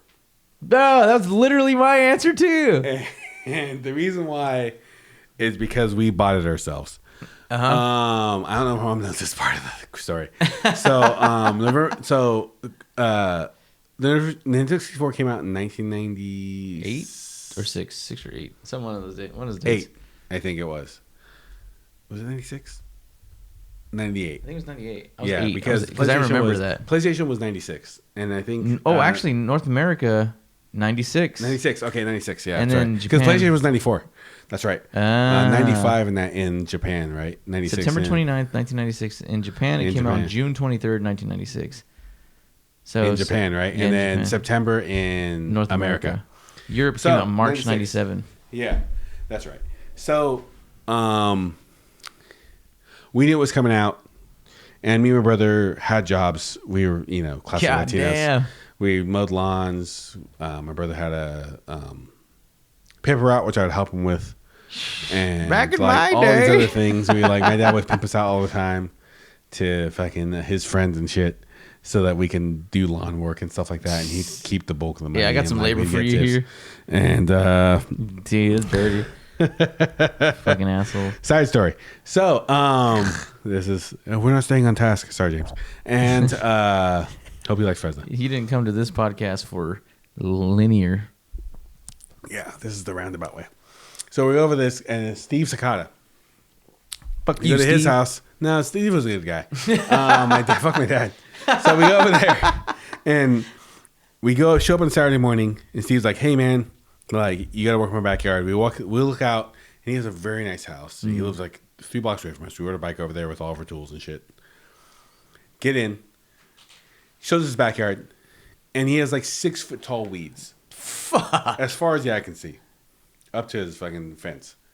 And I'm like, holy shit. And he goes, yeah, man, I need you guys to work on this and that. Your dad said this and this and that. You guys do this and that. I'm like, okay. So we're $300 hacking at each. these weeds, dude. Hacking at these weeds. Fucking pull them out. 2 days. 2 days of work. Get there Saturday night at like 7, 8 o'clock. Ride our bikes home.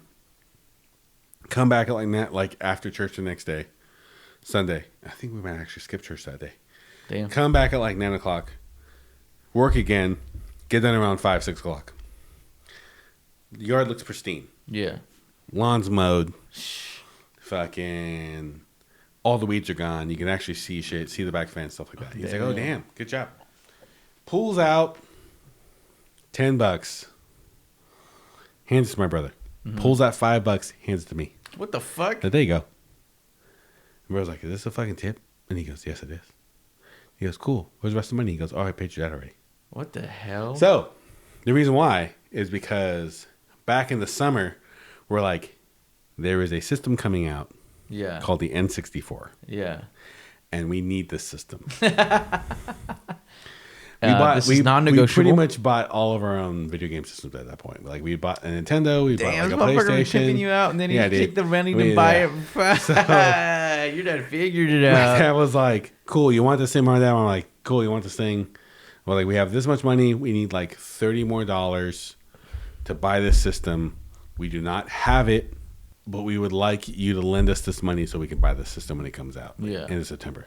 Parents converse. They're like, that's fine, but if you get it, it will be your Christmas present. We're Okay. like, no problem. That $30, no problem. They buy it. I think they let us have it early. We don't have to wait till then. Okay. So they get it sat, and they tell the whole family. My uncle Alfonso, who's I think he's working for Lockheed Martin at the time. Is he working for Lockheed Martin at the time, or is he a pharmacist by then? I think he's a pharmacist by then. Damn, bro. Yeah, they're nuts. Established. Yeah, he worked at Harvey Mudd. He went to Harvey Mudd. He was like a fucking rocket scientist for a long time. And then Damn, they big did brain. Cutbacks, and then he went back to school and became a pharmacist. Anyway. Easy. He gets us Rogue Squadron. With all these things. Like our uncles get us a couple games. Cool. Sick ass game too. Yeah. But so we bought this thing, and then my dad goes through, and he actually we owed him that $30 or $40 or $50, and he actually has us work extra and keeps that money for himself. So technically, we bought our own present. But that was the best present we ever had. Damn. For my parents. That's a little shady, bro. Yeah, I love that guy. But yeah, my mom will find that out when she listens to this. Damn. I gotta take a piss real fast. You're like, sorry, mom. But no, great gift though. Great gift. Same. We're right back. That was also my favorite present. We're back. So your favorite gift was? Also the N64. That's the one I remember the most, you know. Also, the PlayStation 1, when that came out, that was also really awesome. Since you already talked about the PlayStation 4.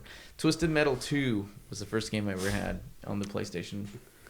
We had the NES, and then that was our next system was the PlayStation 1. Oh, damn. I remember that fucking sound turning it on. Let me play it real quick. And I remember turning that on, and it was just me and my brother were just like, what the hell? Yeah. Like, what is this? 3D graphics? I think in 95, my brother bought a PlayStation 1. Play this real quick.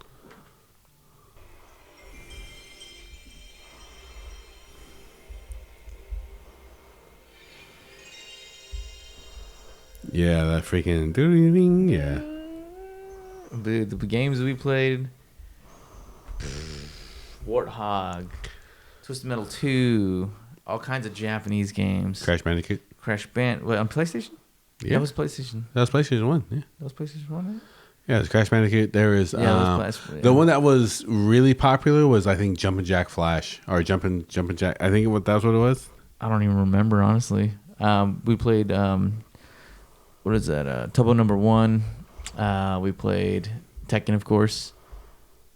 Those are the classics. It was Jumpin' Jack. I think it was Jumpin' Jack. You played like this bunny.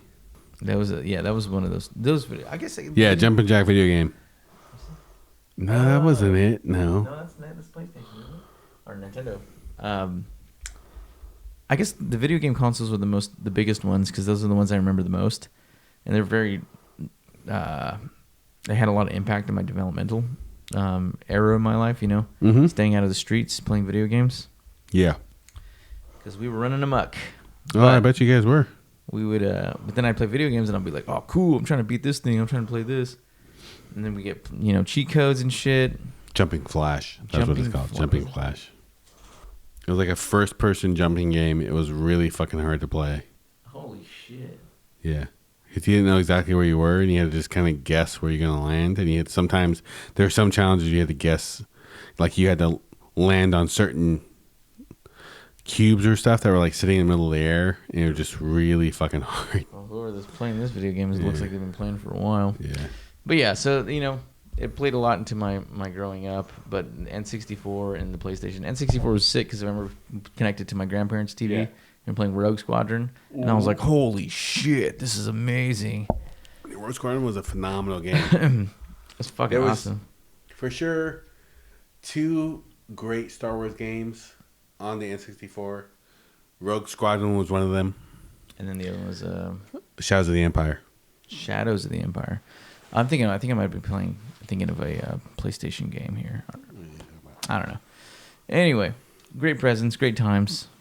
Let's move into the news, shall we? It's only like 1 hour. Man. We're only like 1 hour in. Only an hour and 20 minutes in. That's right. All right. So now we're going to be drinking. So we drank Sapporo. We drank a Blue Moon. We drank Montuckey Cold Snacks. We drank the Match Points Drip Shot. We're now drinking Nectar Hard Seltzer. Passion fruit and orange guava. A little churro on there. Yeah. Moving hard seltzer territory, huh? Fucking I gotta make a fucking giant pot of pozole tomorrow, bro. Oh, do you really? Yeah, we're Mexican. Oh, yeah. When do you guys leave tomorrow? We're leaving around the evening. So, no, actually, we're gonna leave around 2. 2? Okay. Are you guys flying out of Oakland? Or you guys are flying out of SFO. SFO? Yeah. Of course. Flying out far. It's just cheaper that way. Yeah. SFO to is a Denver. lot cheaper, SFO to honestly. Denver. I love the convenience of Oakland, but it is not cheap. We pay for the convenience. Yeah. And then the flying to Colorado Springs on top of that is even more. Yeah. Oakland to Colorado Springs, extremely expensive. Dude, flying out of Oakland is very expensive. It's actually a little bit cheaper to fly out of San Jose. Is it really? A little bit. Just a little bit. But SFO is still the least expensive. That's like Squirt. Yeah. The soda. You're like the soda. Yeah, I bet. All right. So moving into the news. Yeah. I'll do the first one. Popular Bay Area bakery to close after nearly 10 years. Firebrand Artisan Bakery's Oakland location is closing after nearly 10 years. Have you been there before? I have not been to the Oakland location. I've only The Alameda. been to the Alameda location. Yeah. Alameda Fair is very nice. It's huge. It's where all of their bakery stuff comes out of now. Yeah. Before it was the Oakland location. Now it's the Alameda location. But Matt Krutz stated that the decision to close the Oakland location was a very hard decision. The primary reason was that the lease was ending, and they didn't see a reason to renew it, I believe. Yeah. Coots also cited other challenges that contributed to closing, including difficulties operating the pandemic. They had some electrical fires because the building was very old. Yeah. And several break-ins and theft. Welcome to the neighborhood. Wow. In Oakland? And who would have known? And also financial issues. Wage theft lawsuits filed by employees. And then also financial strain after borrowing $1 million for the Alameda expansion. I think that the Alameda expansion is paying for itself because they've been able to expand into third-party style contracts where they are supplying different cafes and bakeries. Yeah, they're huge now. But That's a good move on their end. Wholesale accounts was pretty much their bread and butter for a little bit.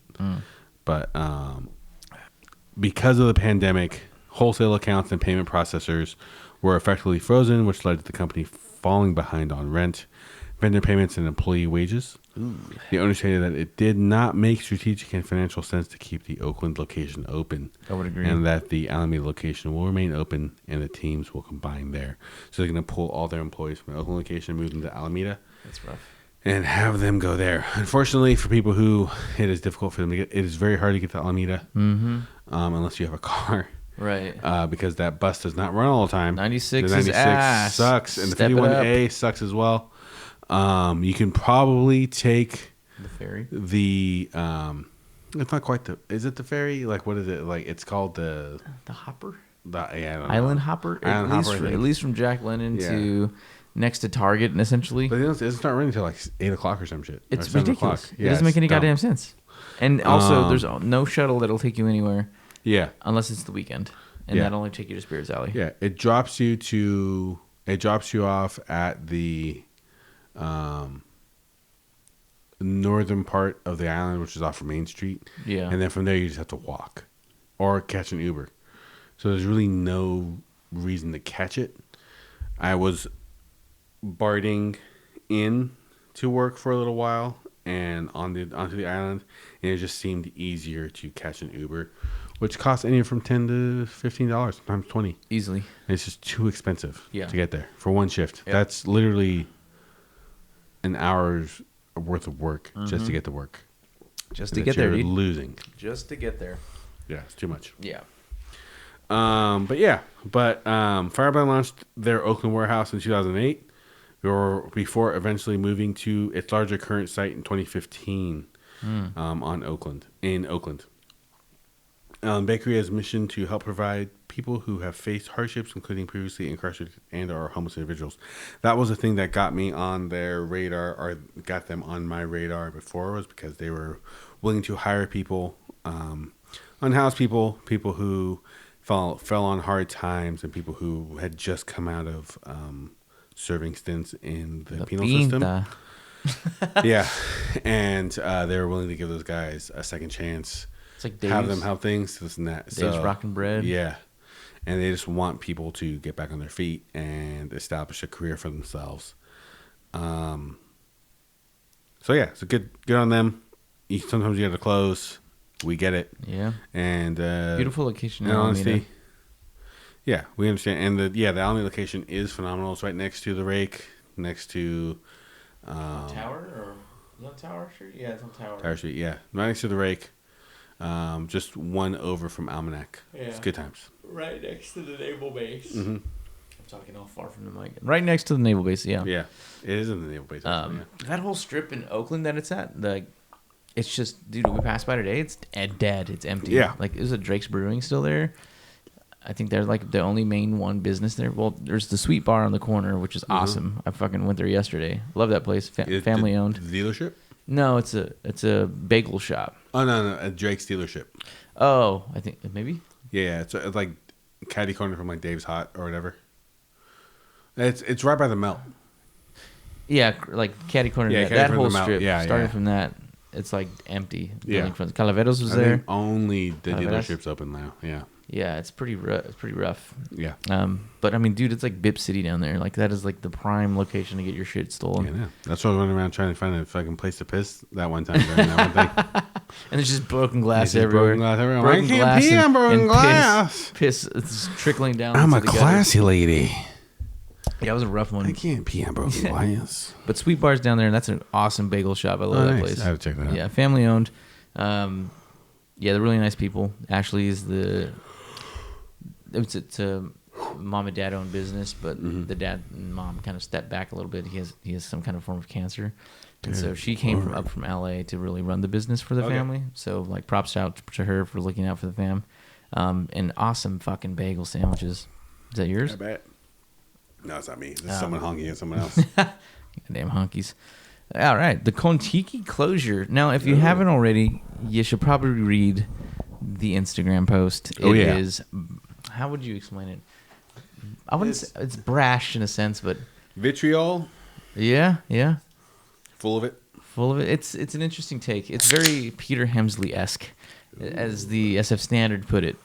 It's a lashing out. It's a lashing out. That seems to be like It's a crash out. it seems as to the be kids say. like the go-to for people whose businesses are closing. Like, what's the place that closed in Soma? And the guy's like, "This fucking place sucks." Aphotic. Peter Hemsley. Aphotic. Yeah. Yeah. This place, a Blaming lot of the places city. that close in general. Which is, okay, not wrong. Again, Yeah. for sure, yeah. But there's some tact that you can have to see your way out. I mean, look at Lion Dance, the way they did it. Like, that's a good example. Yeah. It's like, yo, it's fucking hard, and it's not really business friendly, a town, especially restaurants. But I don't know. I get it. You're angry. Yeah, I think I was talking to Wes about it, and Wes was just like, "Well, I get it, like, you know, this," and I was like, "Yeah," because he is the one who sent me. So they recently posted a reel of their employees smoking outside, and they're like, "We're fucking done. Fuck you, Oakland. This and that." What the hell? And I was like, "Holy shit!" And he was like, "Yeah, I don't feel so bad anymore." And I go, "I never felt bad." I go, "Fucking business is hard, and the city doesn't make it easy. No, yeah, for sure. They want money from anyone who's open here. I get it. No one saw the pandemic coming. It came. Oakland didn't respond well. No, yeah, that's pretty But, poor. like, you have 2 businesses that have closed out of 3. And the third business that's still open is some place that you took over that inherited a bunch of locals. Right, you So already had the probably clientele. won't close. I go, business is hard. Like, it's just how it is. And, like, it sucks that you guys closed. It does. But you don't have to be so goddamn bitter about it. That's just the Yeah. price of doing business in general.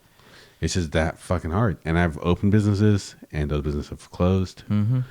I've had businesses. I've opened a food truck, and that food truck closed, this and this and that.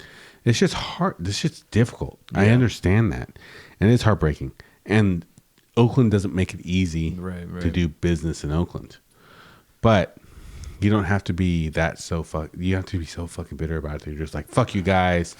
Like, you guys came in fucking droves when we said we were closing. You guys never came. Dude, it's like a You're just bitter like, ex-girlfriend yeah. or And I'm just like, ex-partner, I should cool. say. Like, don't blame me now. Yeah. And even when we did come, you got upset and had to take a break because it was overworked. Like, yeah, exactly. I'm like, don't be a bitch about it, bro. Yeah. Like, you're supposed to close back in September. Yeah, The what fact the that fuck? closing now is amazing. Yeah, keep blaming the people that came So, in.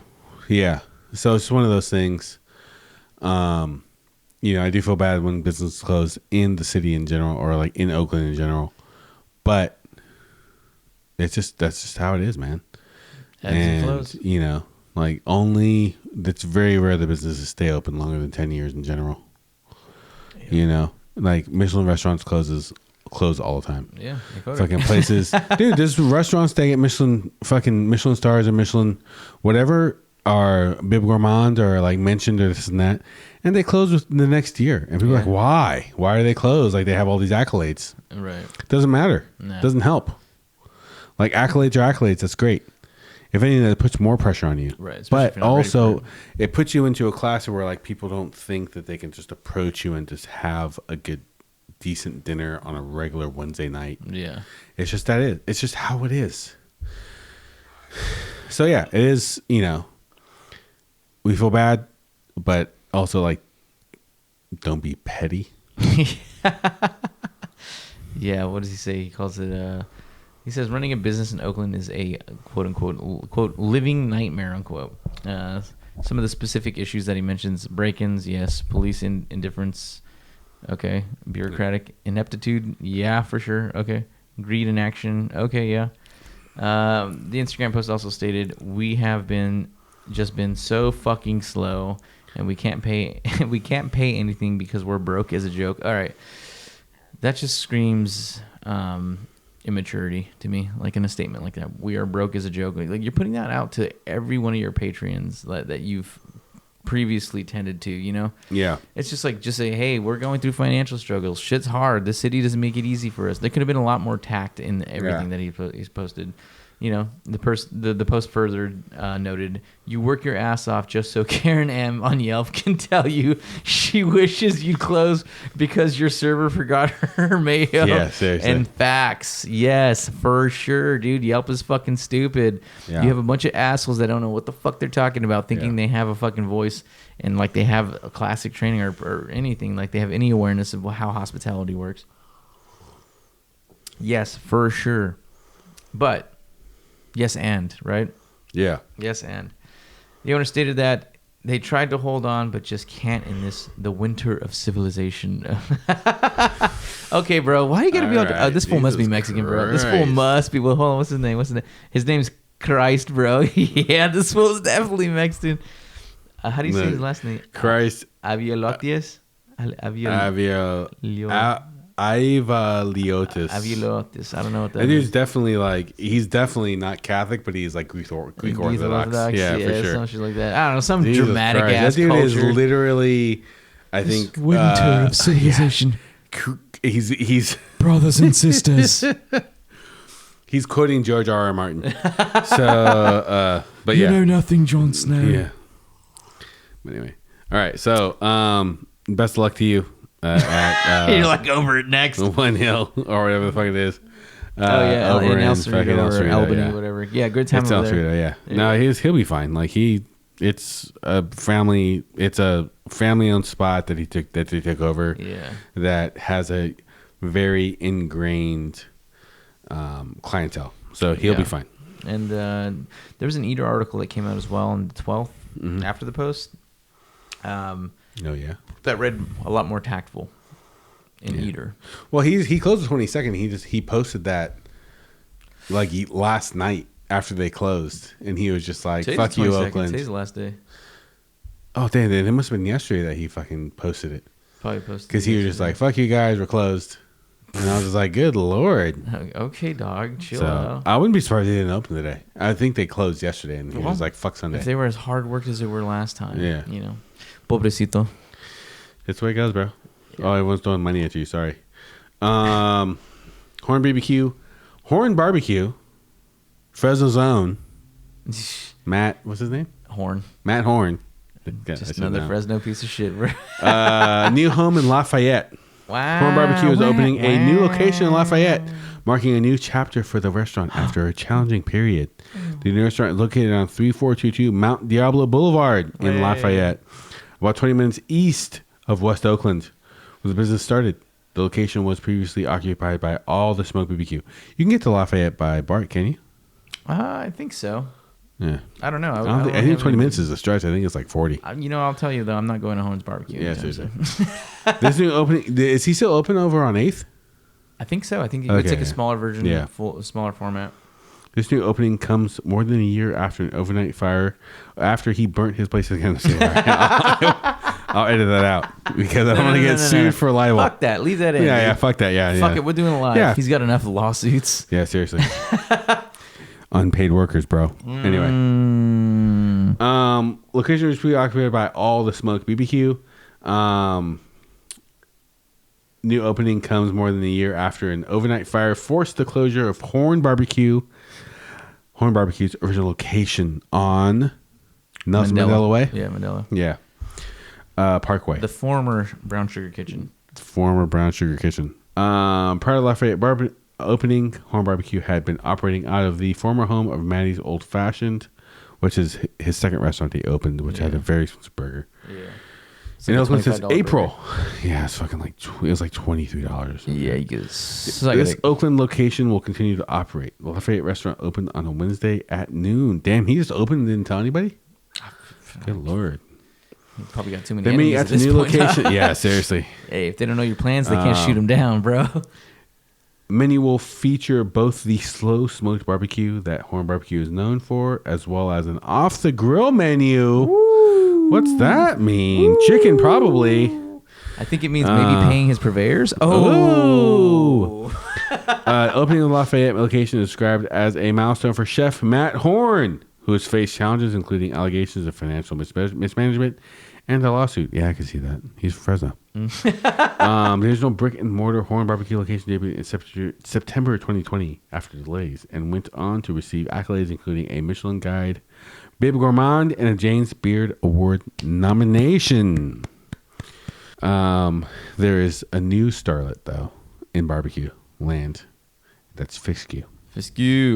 We have to go there. Oh, wait, you're back Friday. I am back Friday, but I'm working Friday. Yeah, but what are you doing Saturday? Working. And I'll bet like what's Wes doing Saturday? Standing in line For us. Fiskew. Actually, Saturday might be a good day because yeah. Oh, because I think my family's going back to Fresno on Friday.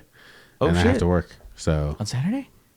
I have to work on Friday. So I just Oh, can't so go they're all with them. leaving without you. Yeah. So Hell Friday yeah, might be a bro. good time to go to fucking Fiskew. Ooh, we should be recording on that night. We should be recording that night in general. Looks like we're not taking a break at all, folks. Hey, fuck it. I'm not going anywhere. We're doing everything all at once. Anyway, West Coast style barbecue.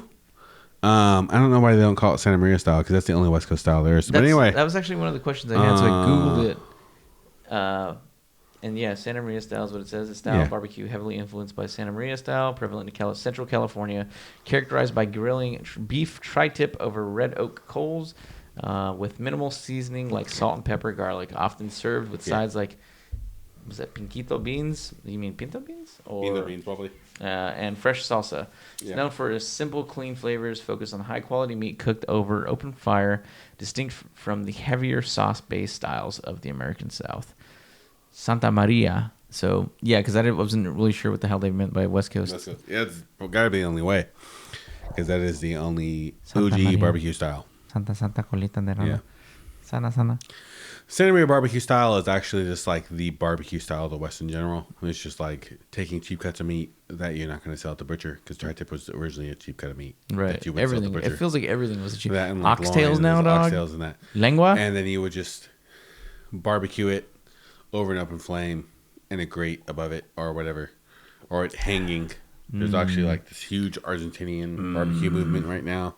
And it's pretty much just meat hanging over open flame in general. Nice. And people are just like, oh, yeah, this is like the original way to barbecue. It's like, yeah, it's just because you're constantly mobile. Yeah. So you can't just bring an actual barrel barbecue with you. Right. That is more of a newer invention. So just getting fire with a grate of some sort on top of it, or just getting a hook and hanging meat over it Nice. until it cooks fully. And then slicing it up and feed, and like that's the Santa Maria barbecue style. Like jerky or like No, drying it out and being no. able to travel with it, or No, it's just cooking to order. oh, okay. So it's like, So you yeah, you just Hang it would over the fire. have like these cuts of meat that no one could sell because it's like tri-tip was a junk meat for a long time. yeah. And then you would just cook it over a fire with everybody else.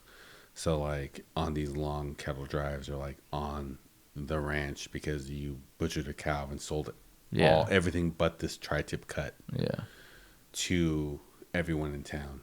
Because tri-tip's pretty fucking tough if you think about it, unless you cook it properly. Oh, dude, if you're not And given that then- time, Yeah, you oof. gotta give it time, and then you get it and it's moist, and then you're like, you cook it properly and it's like nice and like, but it's still pretty chewy, doesn't matter what. Mm-hmm. So like it's So just cut sitting there. It's cross kinda, grain. yeah. You cut it, you eat it. It's pretty good stuff. It's good shit. You guys, have you ever cooked your barbecue? Like, Yeah, I had some tri-tip? tri-tip. Yeah, Yeah. it's delicious. So yeah, so like it's, but it doesn't matter how tender you get it, how medium you get it with this and that. It's always gonna be a little chewy, and it's because it's kind of used to be a trash meat. We also had ribs muscle too. meat. I made you ribs one time, right? Yeah, I had the Yeah. ribs. Yeah, fantastic. It was all on the same plate, I think. Yeah, I think so. Yeah, it was a good time. Yeah, I used to cook at one point. It was pretty good. Long time ago. Nice drink. No, Lenny came to me after I cooked. She was like, I can see why you're married. And I go, oh, yeah?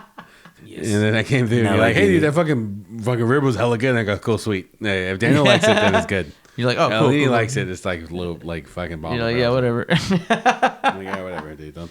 I was like, ooh, that shit is good. Christ, I'll stab you, Lenny. Don't come at me like that, girl. There you go. Don't come at me like that. Oh, one of the other thing that I wanted to mention too was the closure of Oh, damn, we took all the beers in here. the Daka beer. Oh, Dokai beer? Dokai beer. Dokai beer. So Dokai beer I figured you'd took know more than over Federation Brewing. Yeah, I didn't realize that. Down in Jack London Square or thereabouts. Around the corner from Original Pattern Brewing. And Federation Brewing was, kind of struggling in general. Post-pandemic. Hard times, baby. Yeah. And the guys were like, okay, we're going to sell the brewery. And they sold it to this Dokai beer. Dokai beer was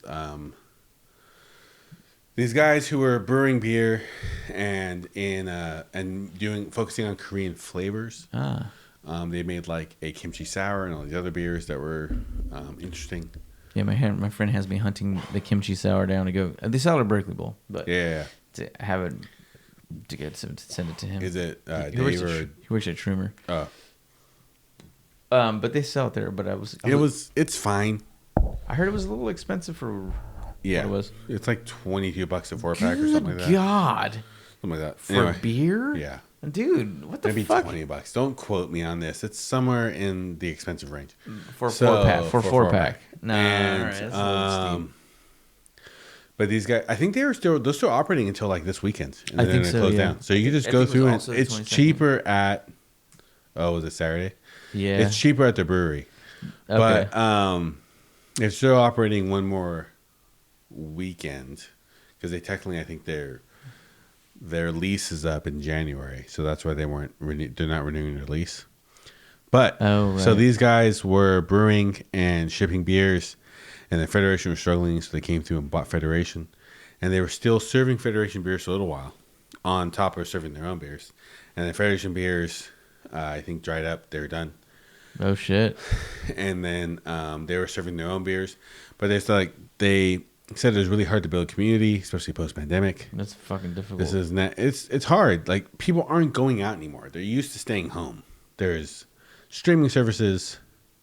There's at-home bar delivery services if you partake in that, but also drinking is down in general in younger generations. So you can't have like all these things and expect to like those perfect storm situations. Yeah. So especially they're at 25 a goddamn 4-pack. Yeah, seriously, that's outrageous, bro. So they are closing their tap room. They're currently still operating. I don't know if they're operating out of there, but they are doing productions and selling things on the internet so they can ship to you, directly ship to you, and also have grocery stores and stuff like that. A third party selling their things as well. Yeah. But it's kind of a bummer. There is a pizza guy we talk about every so often called Pizza Mason. The Mason. Who is he's also looking for a new space. Operating out of there, and he is no longer operating out of there now, so he is actually looking for a new space. Oh, that means he has Sundays, to leave too. Yeah. It's funny because I actually thought about approaching Dave and Lance about being like, hey. That's a fantastic fucking idea because I was also thinking the same thing. Yeah. Why don't we just give him a place to host? Yeah. I mean, you just park up outside. Yeah. We have restrooms. Come through. The shitty part is that like Jack London is a lot more accessible than West Alameda. Oh, I guess. The base. Oh, I guess, bro. So like, I've eaten pizza from him before. It's good. But this is the thing. It's solid. If we want this place to survive, like, granted, the shitty part is that like it's a tasting experience. So like you can't get drunk. You can't bring food. You have to actually you wouldn't have to completely. But change we have everything. a shitload of tables. But you could easily do it outside. And easily be like, hey, we have that's when you have to offer cocktails. Yeah. And be like, you buy a cocktail, eat your pizza, eat your cocktail outside. What's the legality on selling pre-batched? That's one thing we should figure out. No, you could actually, It doesn't matter. Well, pre-batches and like selling them a pre-batch cocktail, Seal them in a bottle and let them buy them out front. Oh, like a pre-batch Could it cocktail. only be 1.5? You know.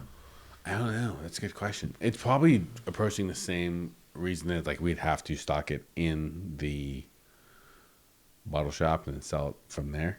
It's fine by me. I can make those bad boys. But it's not a bad idea. We'll see. Let's talk. Yeah. We're digressing. Yeah, but yeah, these are things that'll never happen. Yeah, for sure. So yeah, that's the news for the week. We're gonna be heading into Christmas. We're eating pozole, ass, whatever you name it. We'll eat it. You put it in front of us. Tamales. We'll take a look. We are Mexicans. Oh, thanks for the pozole fucking invite, bro. You want to come to Colorado? Come through. Dude, I would. But you got like this family thing. Yeah. Anyway, all right, guys. Thank you very much for tuning in. My name is Saul. I am Daniel. This is the Local Drunk Podcast. Thank you for joining us. Thank you. You can find us on Instagram at Local Drunks Pod. You can find us on YouTube at Local Drunks Pod. And if you search on Patreon, YouTube at Local Drunks Pod. If you have any questions, comments, concerns, or if you have any wild stories to share, keep please them to yourself. Email us. We don't fucking care. We don't give a fuck. Oh yeah, cool. You work industry, so did we. Oh. Now, if you have anything like that, please feel free to email us at localdrunkspod@gmail.com. Yes, or sir. you can call us. Oh shit. The voicemail thing. I've completely forgotten about that. Us. We haven't got any new ones. That's why. I know. But it is at. We gotta keep pushing it. No one's even emailed us yet. Yeah, seriously. We gotta start reaching out to our close connections. Anyway, thanks for joining us. Happy Merry Christmas. Well, Happy Crisis. We're still looking at this thing. Merry Chrysler. I forgot what it was called. It's Happy Honda Days. Happy Honda Days. I signed up for it under the local. SpeakPipe. Speaking to the pipe, SpeakPipe.com/localdrunkspod. Feel free to go there and leave a voice message for us. Yeah. We will play it on air live. Ooh, as long as you don't say Baba Booey after. And we'll answer your questions or listen to your story and fucking laugh. Yeah. Tell us what your best Christmas your story present and was. shame you. Yes. Talk to us about Christmas shifts, New Year's shifts, Thanksgiving shifts, any type of holiday shift. And also let us know what your, Daniel said, favorite Christmas present was. And why. And why. Yeah, exactly. Nintendo. It's always going to be Nintendo. It doesn't matter. Yeah, Nintendo. And Nintendo. shit, other than that. Thanks for joining us. Yeah. We are planning on taking a couple of week hiatus. If we do, we might just keep recording because we're fucking crazy. If we do take a couple of week hiatus, I will be editing, like I said, the videos, all the other things, and also maybe putting a compilation together of season 1. Nice. But if we keep recording, then don't count on that. Yeah. I don't know why I said it. Anyway, thanks, guys. Have a good one. Peace. Sip something nice. Adios. Yep. Drink something for us. Thanks, guys. Thank you for joining us for this episode of Local Drunks Podcast. Tune in next week to hear more about what we drank, ate, and what belligerent things we got into. Until then, sip something nice.